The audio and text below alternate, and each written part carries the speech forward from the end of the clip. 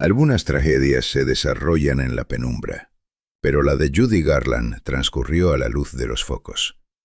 En el apogeo de su estrellato, atraía millones a las taquillas, cenaba en los restaurantes más selectos de Hollywood y residía en mansiones dignas de la realeza de la gran pantalla. Sin embargo, bajo el brillo reluciente de la novia de América, se escondía una historia tan sombría que hacía que sus papeles ficticios parecieran inofensivos en comparación. En el episodio de hoy contamos cómo esto no es solo otra historia de una estrella caída. Es una revelación sobre cómo el estudio más poderoso de Hollywood destruyó sistemáticamente a su mayor tesoro, convirtiendo un talento sublime en un aviso sobre el verdadero precio de la fama.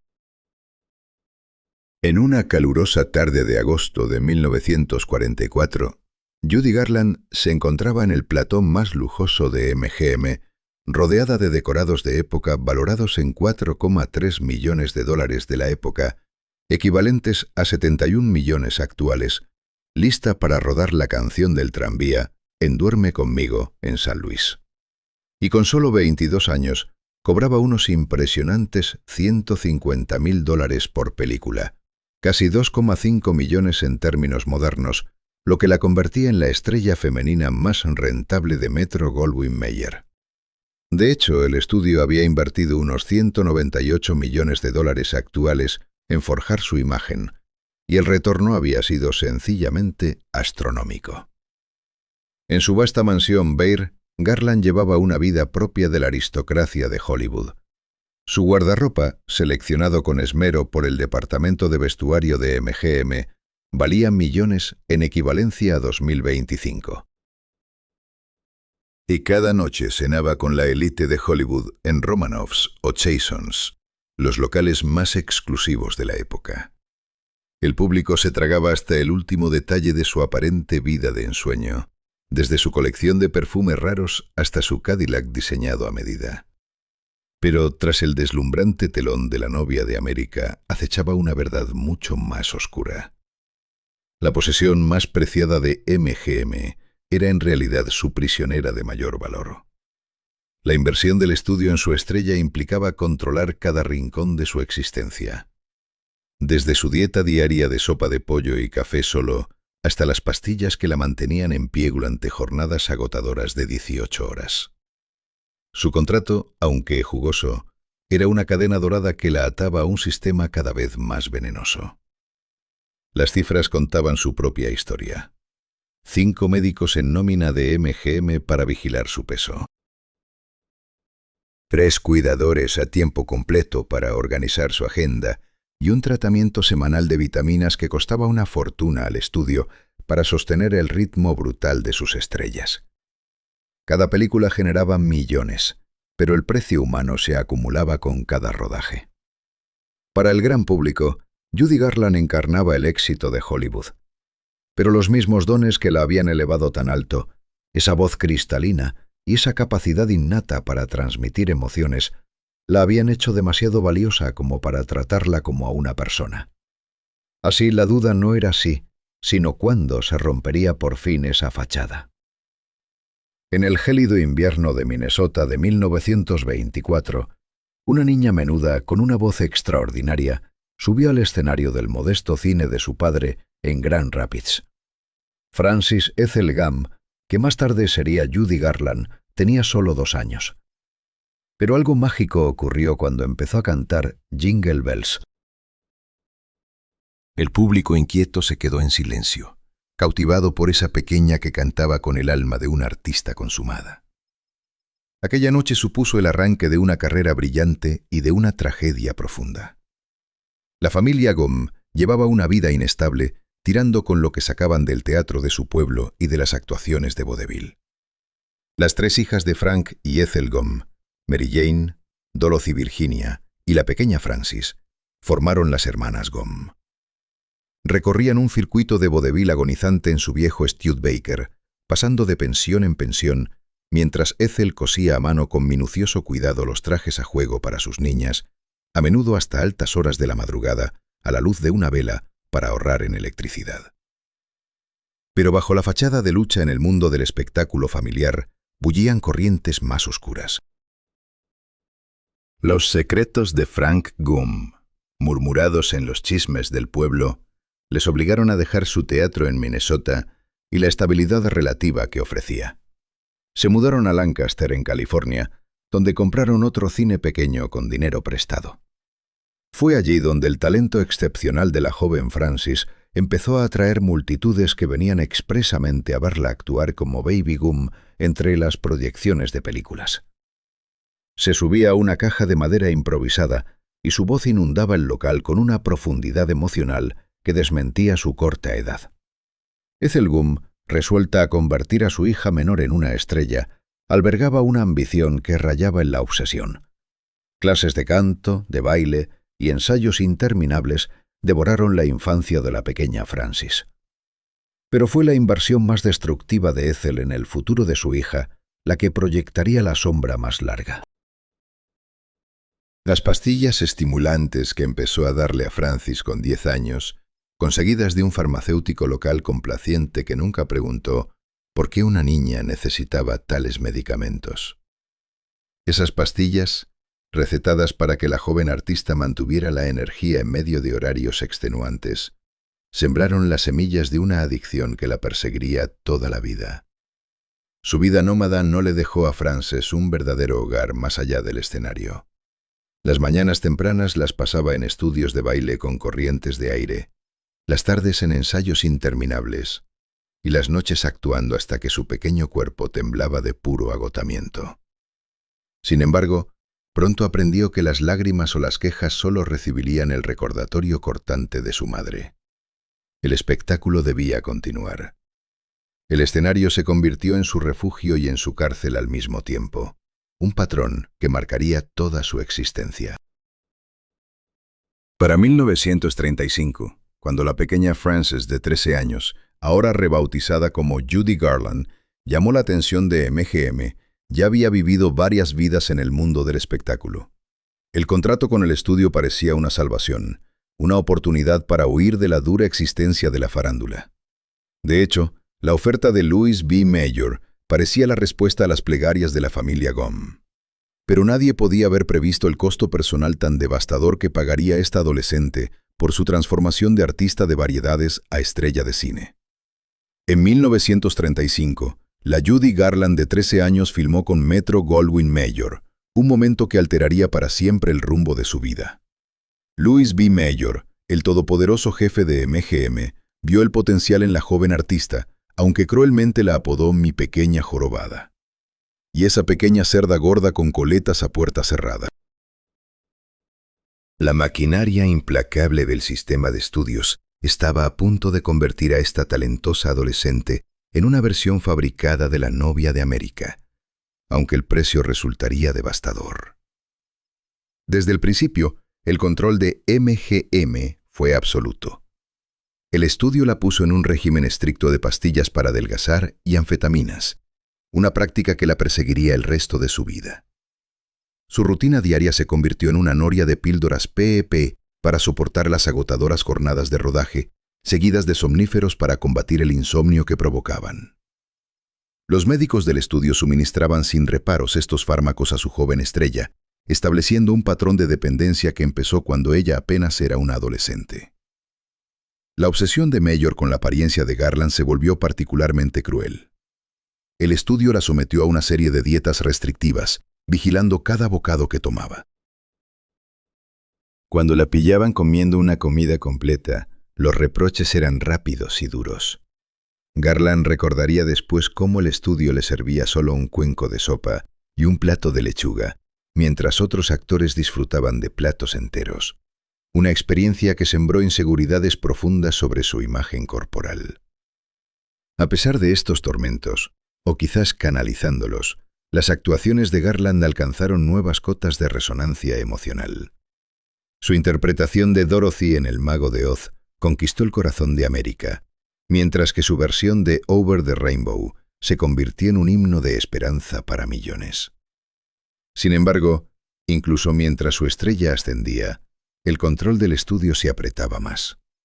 Cada aspecto de su vida caía bajo el dominio de MGM, desde sus apariciones públicas hasta sus relaciones personales. El peaje de esa existencia pronto se hizo evidente. A finales de la adolescencia, la dependencia de Garland de los medicamentos prescritos por el estudio había evolucionado hacia una adicción en toda regla. Entre su implacable agenda de rodajes y la presión constante por mantener los estándares imposibles del estudio, empezó a sufrir el agotamiento nervioso que la acosaría en años posteriores.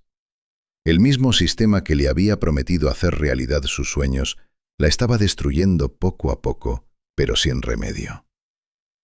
Cuando amaneció la década de 1940, Judy Garland se había convertido en una de las estrellas más rentables de MGM. Pero el éxito tenía un precio terrible. El estudio había construido a su dama protagonista perfecta. Pero al hacerlo, habían empezado a desmantelar a la vibrante joven talento que había cruzado por primera vez sus puertas. La creación de una leyenda de Hollywood era en realidad el comienzo de una trágica desintegración. En julio de 1947, Hollywood se conmocionó con una noticia devastadora.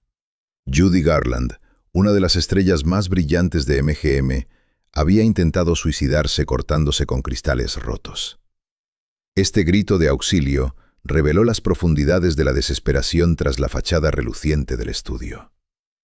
Sin embargo, en lugar de marcar el fin de sus problemas en MGM, fue solo el inicio de una espiral de 3 años que terminaría cortando su vínculo con el estudio que había moldeado su vida. Al año siguiente llegó otra crisis cuando MGM suspendió a Garland durante el rodaje de The Barclays of Broadway. Sus ausencias frecuentes y sus luchas emocionales se habían vuelto imposibles de ignorar, lo que llegó a su reemplazo por Ginger Rogers. El departamento de publicidad del estudio elaboró con cuidado comunicados de prensa citando una enfermedad. Pero en los círculos internos de Hollywood, la verdad sobre su estrella problemática era un secreto a voces. 1949 supuso un declive aún más pronunciado.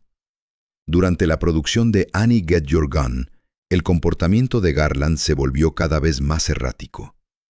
Tras numerosos retrasos y días difíciles en el set, MGM se vio obligada a apartarla de la película. Una decisión que le costó caro al estudio, ya que tuvieron que repetir sus escenas con Betty Hutton. La tensión de años de presiones del estudio, combinada con su lucha continua contra los medicamentos recetados, había llegado a un punto de ruptura.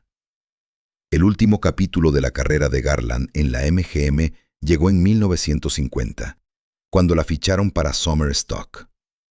Su actuación en las primeras escenas dejó claro que ya no podía aguantar los ritmos agotadores que imponía el sistema de estudios.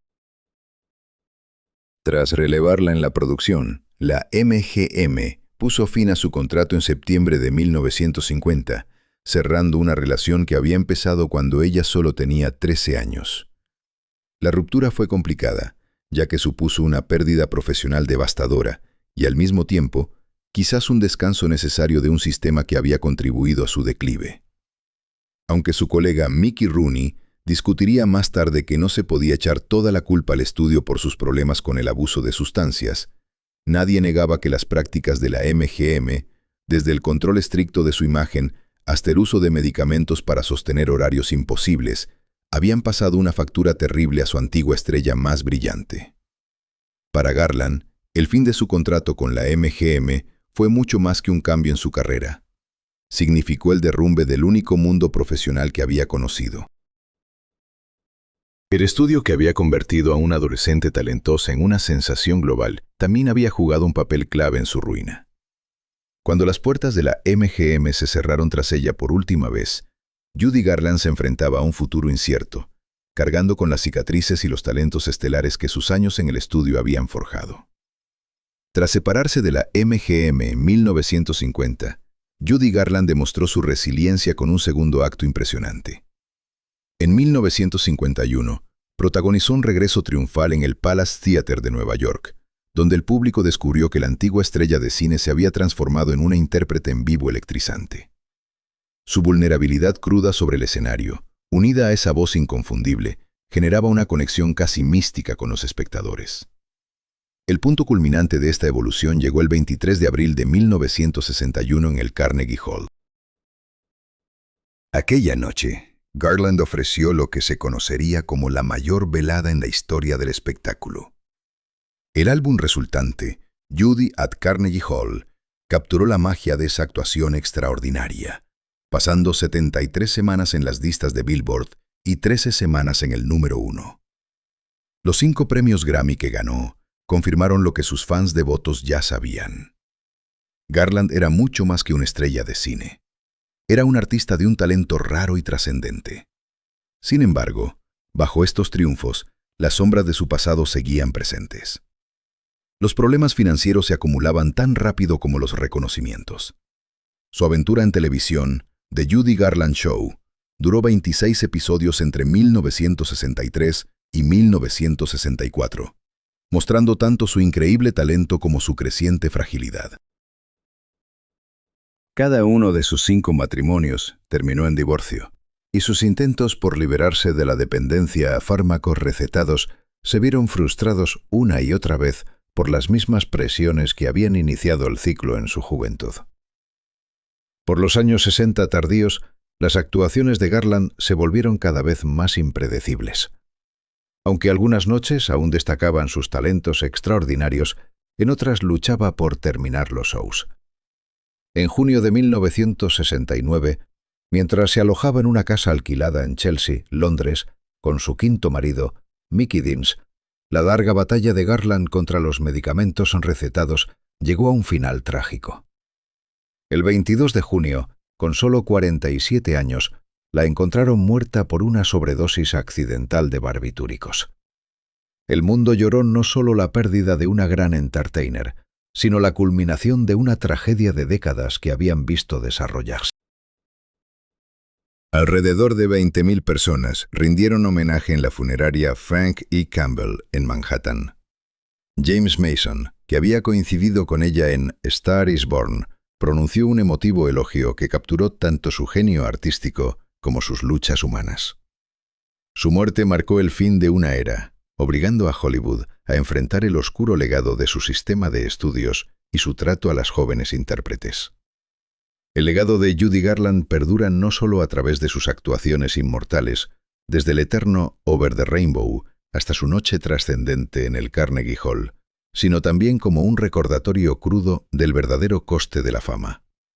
Su viaje desde estrella infantil hasta leyenda de Hollywood y fenómeno de los conciertos reveló tanto las cimas del logro artístico como el precio devastador del estrellato precoz.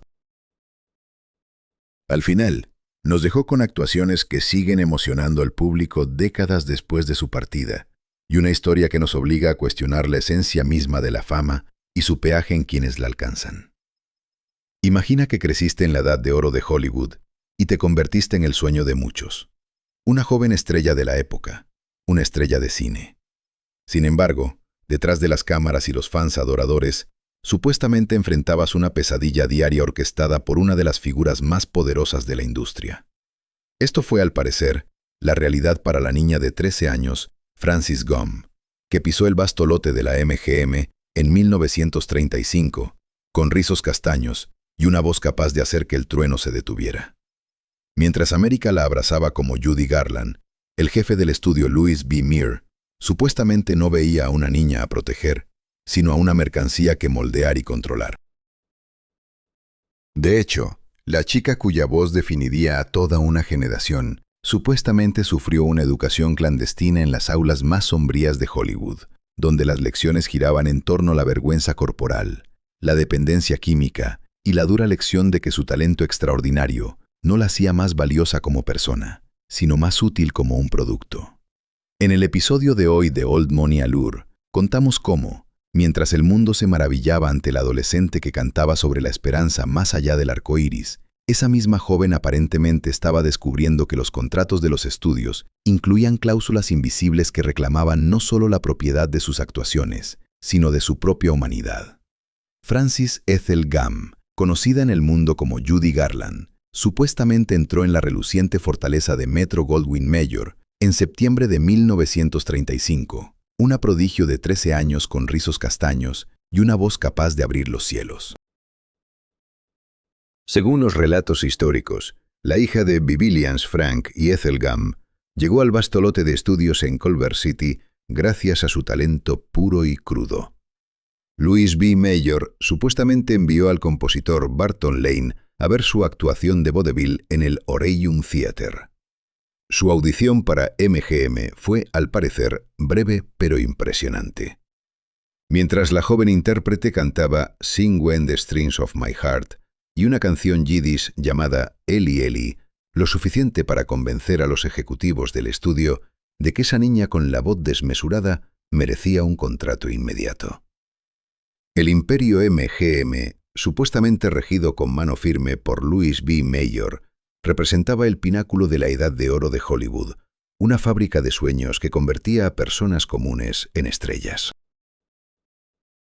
Frances, recién rebautizada como Judy en honor a una popular canción de Hoagy Carmichael, había estado actuando desde los 2 años y medio, cuando supuestamente cautivó a las audiencias cantando Jingle Bells en el cine de su padre en Grand Rapids, Minnesota. Como la menor de 3 hermanas conocidas como las Gum Sisters y más tarde las Garland Sisters, los biógrafos indican que su madre, Ethel, una actriz de vodevil frustrada, la había animado a subir a los escenarios al reconocer el don excepcional de su hija pequeña. La infancia temprana de Judy supuestamente estuvo marcada por complicaciones familiares, incluyendo los supuestos asuntos personales de su padre que quizás contribuyeron a que la familia se mudara de Minnesota a California en 1926, cuando Judy tenía solo 4 años. La niña que un día sería inmortalizada como Dorothy Gale supuestamente vivió un rechazo temprano. Los relatos biográficos sugieren que su madre había considerado interrumpir el embarazo, lo que potencialmente influyó en los sentimientos posteriores de Judy de ser no deseada, salvo cuando actuaba. Para cuando los ojeadores de Mayer la descubrieron, Judy ya había pasado una década en el exigente mundo del vodevil, donde algunos relatos indican que su madre le daba estimulantes especiales para mantener su energía durante las actuaciones. Lo que Judy no podía saber al firmar ese primer contrato era que supuestamente entraba en un sistema que algunos críticos han descrito como uno que priorizaba los intereses comerciales por encima del bienestar de los intérpretes.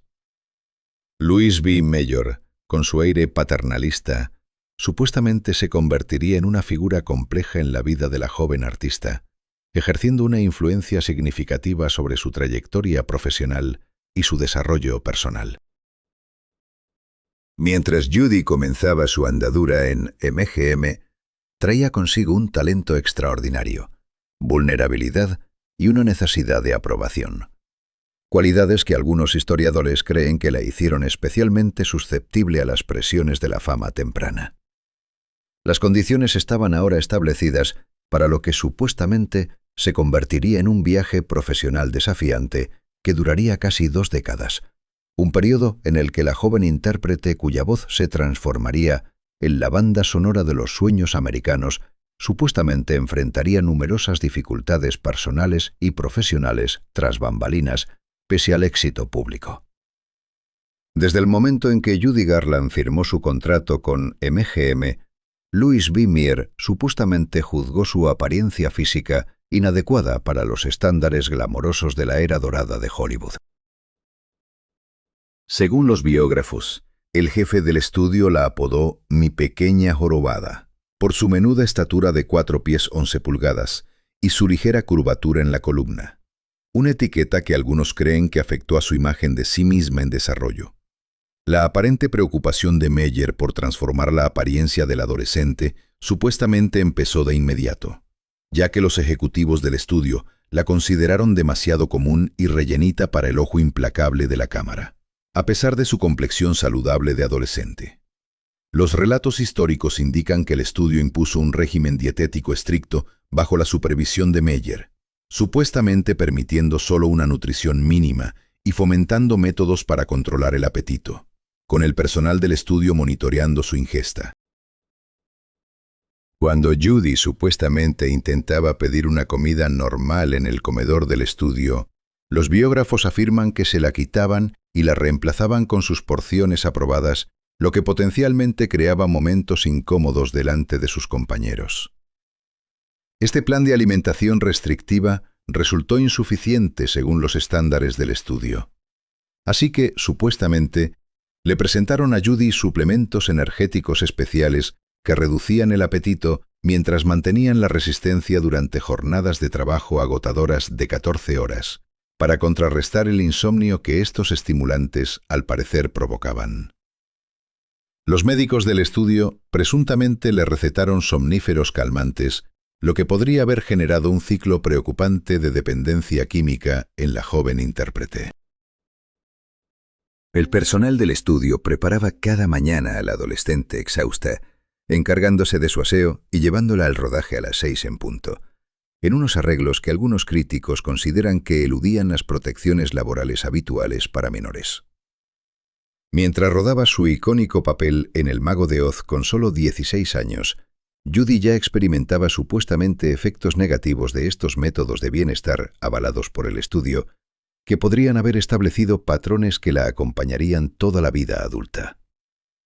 A pesar de convertirse en la estrella de la obra maestra en Technicolor de MGM, le dijeron que no era ideal para el papel, y los biógrafos sugieren que Mayer intentó inicialmente pedir prestada a Shirley Temple de otro estudio antes de aceptar el reparto de Garland. El estudio le ajustó prendas especiales para modificar su aspecto en el rol, y su vestido de gingham azul se eligió supuestamente para restar énfasis a su figura en desarrollo. Decisiones de vestuario que algunos ven como un reflejo de un control más amplio sobre su imagen. Más allá del control dietético, MGM fomentó varios retoques cosméticos en la apariencia de Judy, modificaciones que algunos críticos interpretan como un mensaje a la joven de que su look natural necesitaba mejoras. La adolescente que solo quería cantar se estaba transformando según la visión del estudio, con algunos biógrafos indicando que su bienestar físico pasaba a un segundo plano frente a la creación de una imagen comercializable. Mientras el régimen químico continuaba supuestamente y el hambre persistía, la relación de Judy con su imagen corporal se complicó, lo que podría haber contribuido a problemas de salud en su etapa adulta. Las exigencias implacables de MGM convirtieron lo que podría haber sido un desarrollo juvenil normal en Judy en un periodo de penurias físicas y mecanismos de afrontamiento químico. Aunque millones adoraban a la chica de al lado, cuya imagen pública ocultaba supuestamente luchas privadas que algunos historiadores atribuyen a las prácticas de gestión controvertidas del estudio, el supuesto trato de Louis B. Mayer a Judy Garland iba más allá de las preocupaciones por su aspecto físico, ya que los biógrafos indican que usó métodos psicológicos que quizás priorizaban los intereses comerciales sobre el bienestar de la intérprete. El jefe del estudio se posicionó supuestamente como una figura paterna para la adolescente, cuyo propio padre viajaba a menudo y falleció tristemente cuando Judy tenía solo 13 años, lo que podría haber creado una dinámica compleja en la que su superior profesional era también una fuente de aprobación. Según relatos de historiadores, Mayer pudo haber empleado un estilo de gestión que alternaba entre elogiar el talento de Judy y criticar su apariencia y comportamiento, generando posiblemente inseguridad emocional en la joven. Los desafíos psicológicos se agravaron por las limitadas oportunidades de desarrollo social, ya que Judy recibía supuestamente educación sobre todo en el lote del estudio, en lugar de ir a la escuela normal, lo que podría haber restringido sus relaciones con pares y experiencias típicas de la adolescencia. A medida que su fama crecía, especialmente tras El Mago de Oz, que la catapultó al reconocimiento internacional, algunos relatos indican que la supervisión del estudio se intensificó, con informes de que hicieron creer a la joven estrella que su éxito profesional dependía de acatar las directrices del estudio. Cuando MGM enfrentó supuestamente restricciones presupuestarias, algunos historiadores sugieren que fueron intérpretes como Judy las que sufrieron demandas de producción más intensas, creando un entorno laboral potencialmente estresante durante sus años formativos. Los ejecutivos del estudio le recordaban supuestamente consideraciones de imagen en comparación con contemporáneas como Lana Turner y Elizabeth Taylor, lo que podría haber afectado su autopercepción en estos años clave de desarrollo. Su entorno laboral era exigente, con múltiples tomas y largas horas que podrían haber causado fatiga significativa en una adolescente, incluso con el entusiasmo que ponía en sus actuaciones.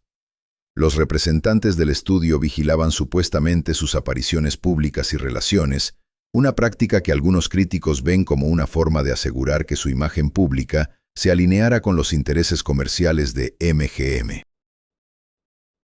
Según algunos relatos biográficos, Mayer presentaba supuestamente a Judy en reuniones del estudio de maneras que reforzaban su autoridad, con indicios de que estas interacciones tenían elementos incómodos bajo su fachada profesional.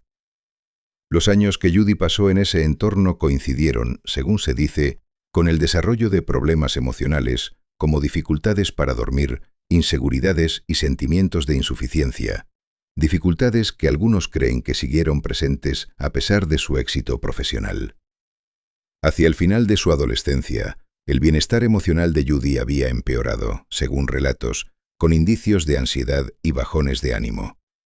Sin embargo, el enfoque del estudio supuestamente se centraba en ayudas químicas en lugar de abordar posibles factores del ambiente. Los glamurosos estrenos, las giras promocionales y las apariciones en radio que formaban la imagen pública de Judy ocultaban, al parecer, sus luchas privadas. Como sugieren algunos biógrafos, la joven estrella dependía cada vez más de remedios recetados para sobrellevar el malestar emocional. El departamento de publicidad de MGM trabajaba, según se alega, para preservar la imagen pura y saludable de Judy, mientras que a puerta cerrada, algunos relatos indican que lidiaba con las exigencias abrumadoras de su medio profesional. Aunque el público de todo el mundo admiraba la vibrante y talentosa intérprete en pantalla, los biógrafos apuntan a que la verdadera Judy quizás estaba perdiendo el contacto con su yo auténtico, iniciando patrones que, según informes, se prolongarían mucho después de abandonar el sistema de estudios que algunos críticos tachan de anteponer su valor comercial a su crecimiento personal. Detrás de la imagen pública cuidadosamente construida de Louise Mayer como defensor del entretenimiento sano, los biógrafos han alegado conductas profesionales preocupantes con las jóvenes a su cargo, con Judy Garland supuestamente sufriendo interacciones incómodas. Según un memoir inconcluso atribuido a Garland, hallado décadas después por el biógrafo Gerald Clark, Mayer habría empezado a hacer gestos inapropiados hacia ella cuando tenía unos 16 años, justo en la época de El Mago de Oz. Las interacciones reportadas con los jefes del estudio involucraban, al parecer, sentar a la adolescente Judy en su regazo durante reuniones donde supuestamente colocaba las manos en sitios inadecuados, alegando que le enseñaba a cantar desde el corazón.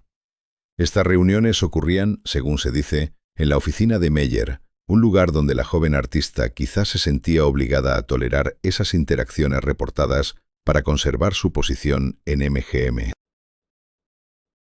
Cuando Judy intentó, al parecer, hablar de esos comportamientos, los biógrafos sugieren que Mayer respondía de forma emocional, posiblemente manipulando su necesidad de aprobación contra sus instintos naturales de límites personales.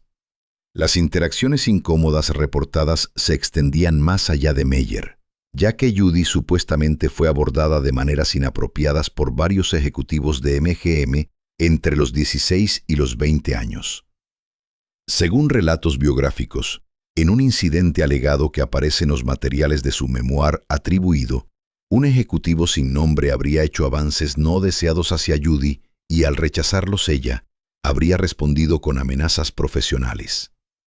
Las conductas inapropiadas que Judy supuestamente vivió en MGM podrían haber formado parte de una cultura industrial más amplia que algunos historiadores describen como ignorante de los límites profesionales adecuados con las jóvenes intérpretes femeninas. La conducta alegada de Mayer hacia Judy sucedía, según se reporta, mientras él mismo promovía su imagen pública como pura e inocente, creando posiblemente un desfase entre la persona que se vendía y las experiencias privadas reportadas. El impacto psicológico de estas interacciones alegadas pudo haber agravado otros desafíos reportados, influyendo quizás en sus relaciones posteriores y en la confianza hacia figuras de autoridad. A pesar de estas experiencias alegadas, Judy mantuvo al parecer una conducta profesional con los ejecutivos del estudio, asistiendo a eventos y promociones como se esperaba de la estrella principal. Durante sus años en MGM, la industria del entretenimiento carecía, según se dice, de protecciones sólidas para las jóvenes artistas, con padres y tutores priorizando el avance de la carrera sobre posibles preocupaciones de bienestar. Las interacciones incómodas alegadas en sus años formativos pudieron haber contribuido a las dificultades en relaciones que la siguieron a través de 5 matrimonios y varios retos personales. Lo que hace estas situaciones alegadas especialmente alarmante es que empezaron cuando Judy era aún menor de edad y se daban en un desequilibrio significativo de poder profesional. Estas experiencias alegadas quedaron en gran parte sin discutir durante la vida de Judy, emergiendo solo décadas después mediante investigaciones biográficas que revelan otra capa de los desafíos reportados que enfrentó la adorada intérprete en su vida trágicamente corta. Los desafíos que Judy Garland supuestamente vivió en MGM continuaron influyendo en su vida mucho después de que dejara el estudio en 1950, con biógrafos sugiriendo que esas vivencias tempranas proyectaron una sombra sobre sus últimos 19 años. Para cuando MGM supuestamente le rescindió el contrato tras 15 años, Judy tan solo tenía 28 años, aunque ya presentaba indicios de un estrés considerable, con una presunta dependencia de remedios recetados que el estudio había fomentado al principio, agotada emocionalmente y física por los años de rutinas restrictivas. Su etapa posterior a MGM reveló logros artísticos impresionantes, sobre todo su interpretación aclamada por la crítica en Star is Born de 1954. Sin embargo, estos éxitos se vieron supuestamente eclipsados por dudas sobre su fiabilidad profesional, que los biógrafos atribuyen a mecanismos de afrontamiento surgidos en sus años de estudio. Los problemas de dependencia que supuestamente contribuyeron a su muerte a los 47 años se originaron presuntamente durante su tiempo en MGM, cuando ciertas sustancias se administraban supuestamente como parte de su régimen de estudio, lo que quizás sentó patrones difíciles de romper, a pesar de los esfuerzos reportados de rehabilitación. Sus patrones relacionales, con 5 matrimonios que acabaron en divorcio y una aparente atracción por personalidades controladoras, podrían reflejar modelos de relación forjados en sus años profesionales formativos. Según algunos análisis psicológicos, la percepción pública de Judy cambió con el tiempo, ya que la prensa del entretenimiento mostró una comprensión limitada de cómo sus retos profesionales podrían provenir de prácticas institucionales en lugar de fallos personales. Sus intentos de reconstruir su carrera se complicaron supuestamente por los mismos desafíos que los biógrafos vinculan a sus experiencias en el estudio, generando lo que algunos llaman un ciclo complicado donde las vivencias profesionales tempranas afectaron las oportunidades posteriores, mientras Louis B. Mayer conservaba su posición en la industria hasta su muerte en 1957. Los biógrafos destacan que Judy luchó en varios frentes, subrayando dinámicas de la industria que algunos críticos creen que premiaban ciertos comportamientos mientras ignoraban el bienestar de los intérpretes. Quizás lo más notable en el legado de Judy sea cómo su talento extraordinario perduró, supuestamente a pesar de obstáculos innumerables. Su voz conservando su potencia emocional y sus actuaciones, su conexión auténtica pese a sus luchas personales. La misma voz que supuestamente impresionó por primera vez a Mayer en 1935 siguió emocionando al público décadas después, sobre todo en su concierto célebre en el Carnegie Hall de 1961, mostrando una resiliencia artística junto a retos personales reportados. La importancia histórica de Judy va más allá de sus aportes artísticos, ya que su historia representa lo que algunos ven como un caso de estudio clave en las prácticas de la industria del entretenimiento, planteando cuestiones sobre estándares profesionales que siguen vigentes hoy. Su legado perdura de forma destacada en su estatus como ícono cultural para las comunidades LGBTQ, con muchos atraídos por su supuesta resiliencia ante expectativas sociales, creando un vínculo que trascendió su vida.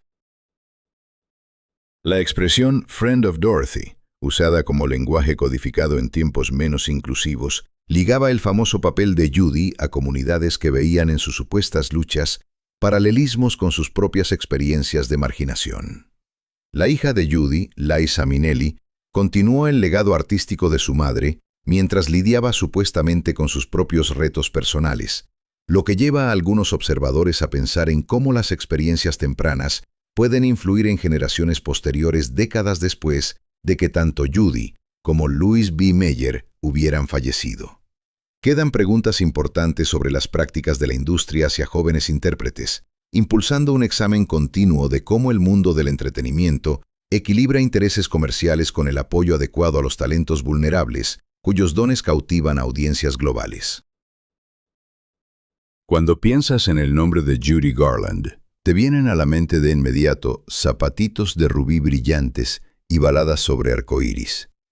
Sin embargo, su biografía más reveladora no se escribió en contratos de estudio ni en marquesinas de teatros, sino en la sucesión de hogares que habitó a lo largo de su vida tumultuosa. Desde una modesta casa de madera blanca en el Medio Oeste hasta las direcciones más prestigiosas de Beverly Hills, su evolución residencial tras el ascenso meteórico de un talento que superó sus entornos al mismo ritmo vertiginoso con el que conquistó el entretenimiento. Y a medida que su fama crecía, también lo hacía su espacio en metros cuadrados, con cada adquisición de propiedad marcando otro hito en una carrera que exigía entornos cada vez más impresionantes. Por eso, en el episodio de hoy de Old Money Mansions, cruzamos las puertas de las 5 casas más significativas de Judy Garland, cada una contando un capítulo diferente de la historia de éxito más agridulce de Hollywood. Antes del brillo y el glamour de las mansiones de Hollywood, la historia de Judy Garland empezó en una modesta casa blanca de tablones en el 2727 de South Pokagon Avenue, en Grand Rapids, Minnesota, donde nació como Frances Ethel Gamm el 10 de junio de 1922. Esta humilde vivienda de 2 plantas, construida a principios del siglo XX, representa un ejemplo perfecto de la arquitectura tradicional del Medio Oeste estadounidense, con su tejado a 2 aguas, el porche delantero cubierto y la disposición simétrica de las ventanas que era habitual en las casas de clase media de la época. Los historiadores de la arquitectura la clasifican como una variante del estilo americano de 4 cuadrados. Se trata de un diseño práctico que optimizaba el espacio interior al tiempo que resistía los duros inviernos de Minnesota gracias a elementos como ventanas de guillotina, amplios aleros en el tejado y una huella compacta que reducía las pérdidas de calor. La casa se encontraba a 2 manzanas de la sede del río Mississippi, en un barrio respetable lleno de hogares parecidos, habitados por comerciantes, profesionales y dueños de pequeños negocios que formaban la sólida clase media de Grand Rapids. Por dentro, la distribución original incluía un pasillo central flanqueado por el salón y el comedor formales, con suelos de madera, molduras sencillas y armarios empotrados que reflejaban el enfoque funcional de la arquitectura residencial anterior a la Gran Depresión. El diseño, relativamente simple de la casa, evoca una era en la que incluso familias acomodadas como los Gums, propietarios del cine local, preferían alojamientos cómodos en lugar de lujosos, priorizando la artesanía sobre el derroche. Tras décadas de propiedad privada y modificaciones variadas, la vivienda fue restaurada meticulosamente a su aspecto de los años 20 a partir de la década de 1990, con historiadores recreando con esmero accesorios, revestimientos de paredes y mobiliario acordes a la época. Hoy en día, el edificio actúa como el núcleo del Museo Judy Garland, donde los expertos en preservación arquitectónica han conservado elementos originales como las barandillas de madera, los marcos de ventanas y las molduras decorativas que la joven Frances tocaría cada día. Los conservadores del museo han reconstruido el dormitorio donde Garland pasó sus primeros años, con una cama de madera pequeña, papel pintado floral y un tocador sencillo que capturan el entorno modesto de su infancia. El baño de la planta superior conserva la bañera de patas y el lavabo sobre pedestal originales, mientras que el pequeño estudio del señor Gams está amueblado con el escritorio de roble y la silla de cuero adecuados, donde él repasaba contratos de reservas teatrales y gestionaba las finanzas familiares. La cocina cuenta con armarios y electrodomésticos restaurados típicos de la era, permitiendo a los visitantes vislumbrar la vida doméstica antes de que comenzara la transformación de Garland en Hollywood. Más allá de la casa en sí, el complejo del museo se ha ampliado para incluir espacios de exposición con memorabilia de Garland, estableciendo un diálogo arquitectónico entre sus humildes orígenes y su fama posterior. Esta casa de la infancia, preservada con tanto cuidado, marca el capítulo inicial en la historia residencial de Garland, simbolizando la base arquitectónica desde la que más tarde encargaría y habitaría algunas de las mansiones más destacadas de Hollywood. A medida que la familia Gomes buscaba mayores oportunidades en la industria del entretenimiento, se mudaron a Lancaster, California, donde adquirieron una residencia mucho más grande que facilitó la transición de Judy desde la vida de pueblo pequeño hacia los márgenes de la órbita de Hollywood. La casa de Lancaster, con 7 dormitorios y 4 baños, que abarcaba 4.620 pies cuadrados, suponía una mejora arquitectónica notable, con influencias del renacimiento colonial español visibles en el exterior de estuco y las tejas de terracota comunes en el sur de California durante los años 30. A diferencia de las estructuras más modestas de tablones que predominaban en el pasado agrícola de Lancaster, la residencia de los Gomes destacaba como una de las casas más importantes del pueblo, reflejando las crecientes ambiciones familiares a través de elecciones arquitectónicas alineadas con los gustos californianos contemporáneos. Frank Gomes eligió específicamente la propiedad por su amplio sótano, que convirtió en un espacio de ensayo equipado con un pequeño escenario, espejos y un tratamiento acústico básico, donde sus hijas podían practicar sus números durante horas sin molestar a los vecinos.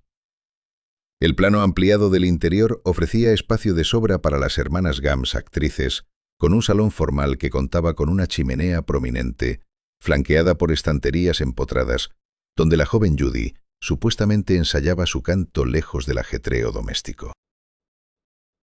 El comedor presumía de un techo con vigas y apliques de hierro forjado típicos del estilo Renacimiento español, mientras que las grandes ventanas de toda la casa dejaban entrar la abundante luz solar de California, en marcado contraste con el diseño más cerrado de sus residencias en Minnesota. Detalles arquitectónicos como arcos en las puertas, trabajos decorativos en azulejos y suelos de madera dura, reflejaban la estética regional del sur de California anterior a la guerra, brindando a la familia un anticipo de la sofisticación arquitectónica que encontrarían más tarde en los barrios exclusivos de Hollywood. La propiedad incluía terrenos extensos con árboles frutales maduros y espacios de jardín donde Judy supuestamente pasaba horas ensayando rutinas de baile. El paisajismo que encarnaba la filosofía californiana de la vida interior-exterior acabaría influyendo en su gusto por residencias con jardines extensos. Un salón soleado en la esquina, con suelo de baldosa de terracota y ventanas panorámicas, funcionaba como un punto de encuentro informal donde las hermanas Gomes recibían a sus amigas después de clase. Ese espacio se había ideado para atrapar la luz de la tarde y las brisas del desierto mediante ventanas abatibles colocadas con esmero. Quizás lo más relevante era su cercanía al cine que regentaba el padre de Judy, lo que establecía un vínculo tangible entre el hogar familiar y el negocio del entretenimiento, anticipando la futura inmersión de Garland en los círculos profesionales y sociales de Hollywood. En la etapa de Lancaster, las dimensiones holgadas de la casa les permitían organizar actuaciones informales y recibir contactos del mundo del espectáculo. Así, la arquitectura cumplía tanto roles domésticos como profesionales. A lo largo de las décadas siguientes, y con varios propietarios, la vivienda de Lancaster sufrió múltiples reformas que modificaron muchos de sus rasgos originales, aunque su estructura básica seguía identificable cuando salió al mercado inmobiliario en 2017. La evolución arquitectónica de esa casa de transición reflejaba la propia metamorfosis de Garland, de Frances Gomes a la estrella que más tarde encargaría y habitaría algunas de las direcciones más emblemáticas de Hollywood. A la edad asombrosamente temprana de 16 años, Judy Garland y su madre contrataron al renombrado arquitecto Wallace Neff para diseñar una casa a medida en el 1231 de Stone Canyon Road, en Bayre, justo cuando Judy conseguía el papel estelar de Dorothy en El Mago de Oz.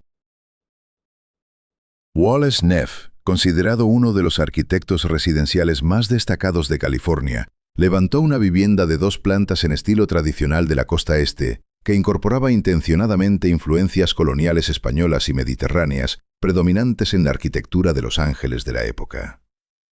Elegir a Neff resultaba especialmente notable, dado que su lista de clientes incluía a luminarias de Hollywood como Mary Pickford, Douglas Fairbanks y Charlie Chaplin, lo que situaba a la Garland adolescente en compañía de las figuras más consolidadas del sector a través de ese mecenazgo arquitectónico compartido. Esa casa de proporciones clásicas ocupaba unos 5.500 pies cuadrados y se ubicaba en una parcela de casi 2,7 acres. Los amplios terrenos evocaban la sensación de una finca rural a solo minutos de los grandes estudios cinematográficos.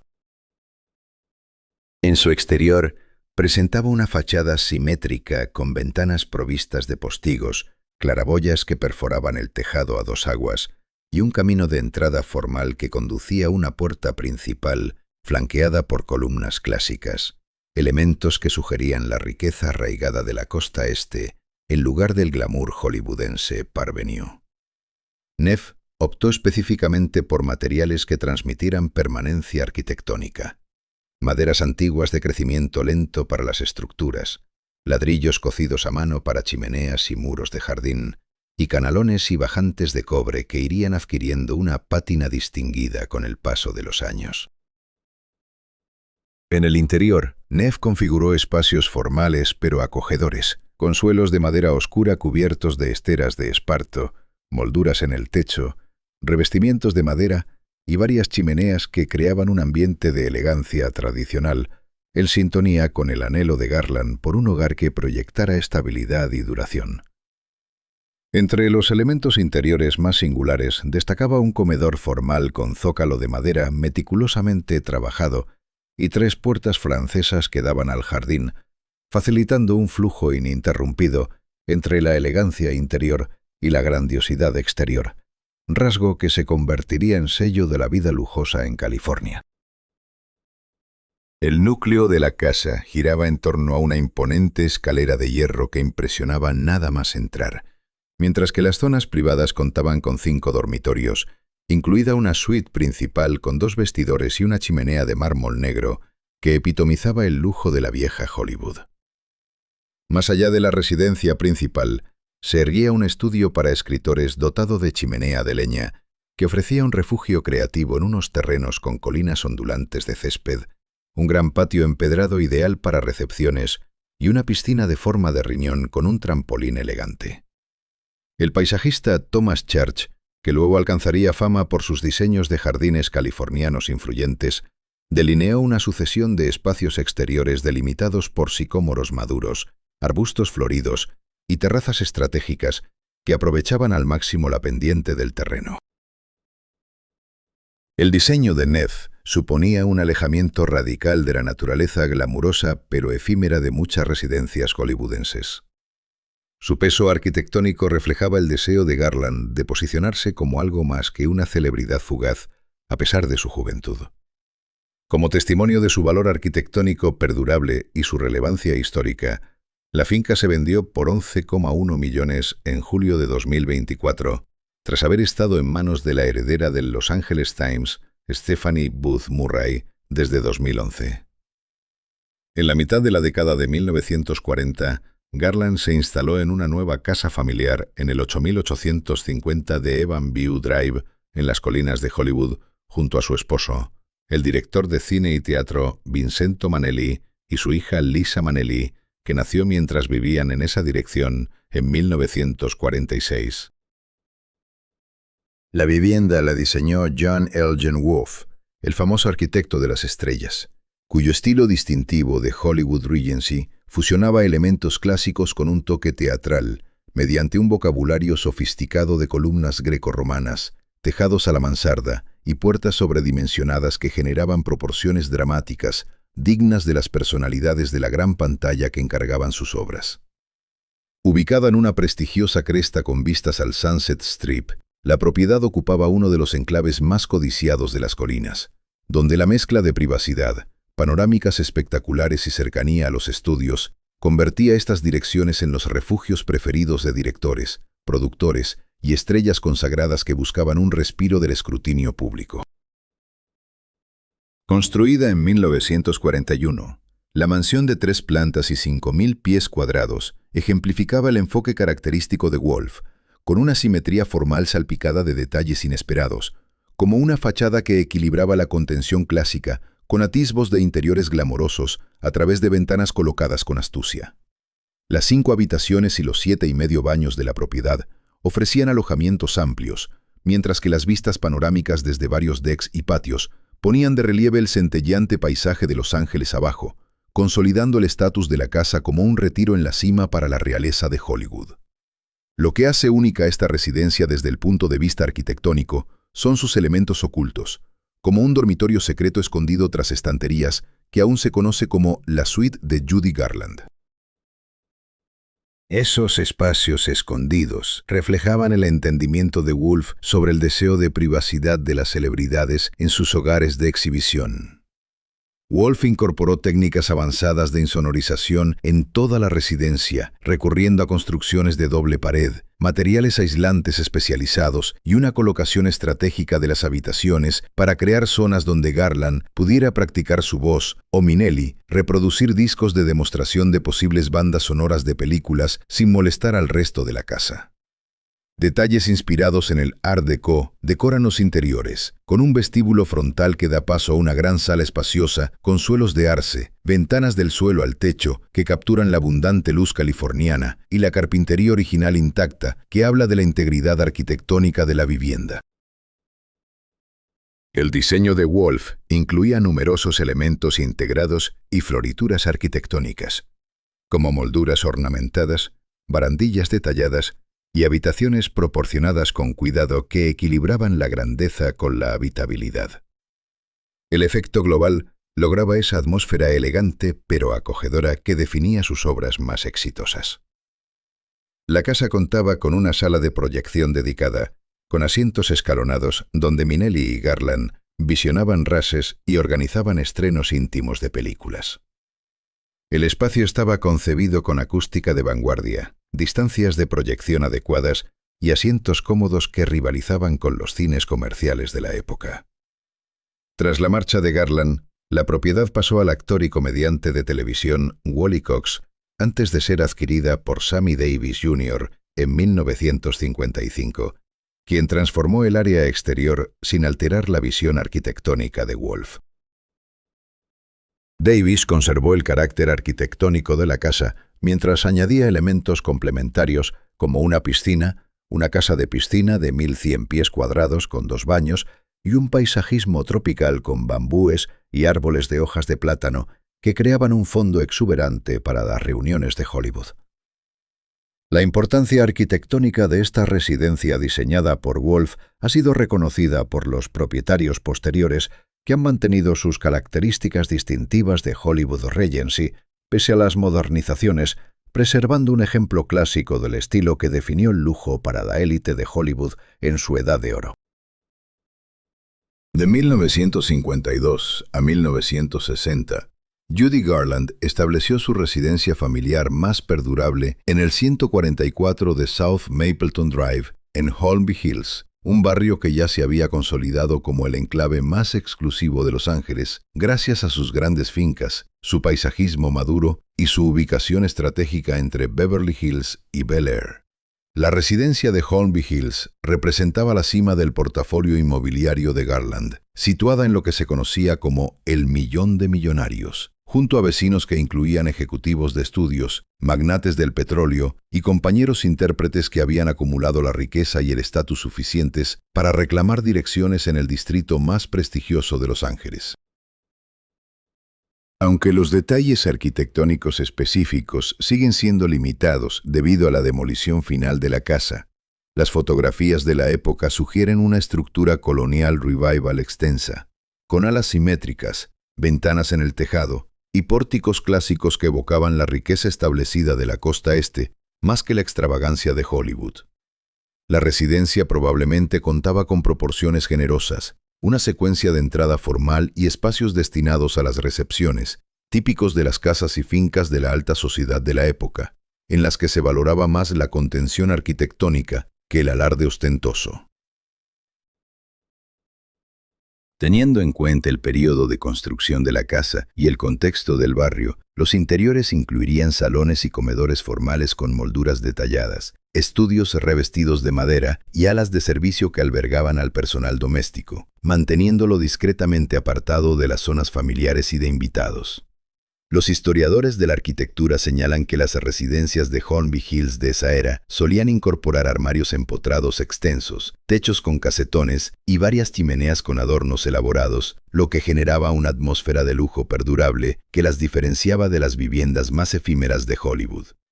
El terreno casi con toda seguridad albergaba jardines formales, céspedes amplios y árboles maduros de gran porte que garantizaban privacidad y configuraban espacios al aire libre para las reuniones.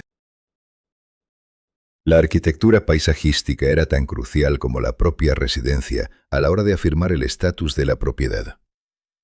Durante los 8 años de ocupación de Garland, el periodo más largo en una sola vivienda, su casa ofreció estabilidad a sus 3 hijos, Liza, Lorna y Joey.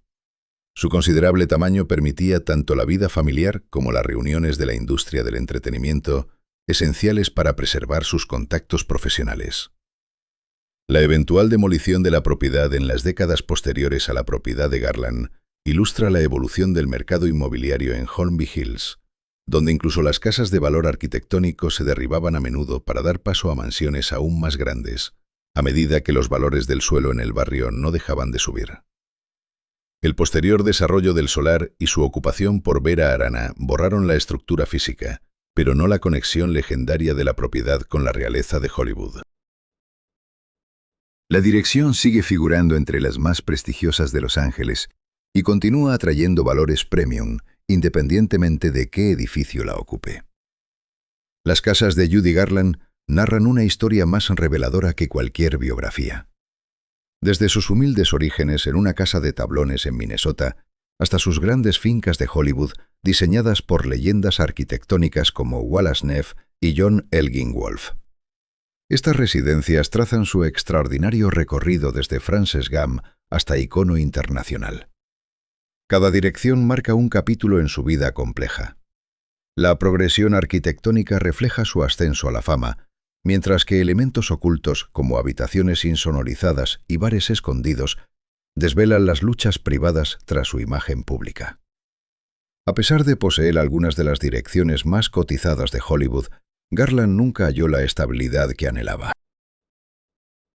Sus hogares ofrecían fachadas magníficas y espacios meticulosamente diseñados para que se retirara de las presiones del estrellato. Metáforas arquitectónicas de la mujer en sí. Hoy en día, mientras algunas de estas propiedades se conservan como museos y otras se han demolido para nuevos desarrollos, forman en conjunto la línea temporal física de un talento extraordinario, cuya voz llenaba teatros mientras buscaba un lugar que realmente se sintiera como un hogar. Y ahora me encantaría verte en los comentarios. ¿Cuál de las 5 casas de Judy Garland te gustaría más haber visitado? No puedo esperar a leerte. Y gracias de nuevo por unirte a otro episodio de Old Money Allure. Salud hasta la próxima.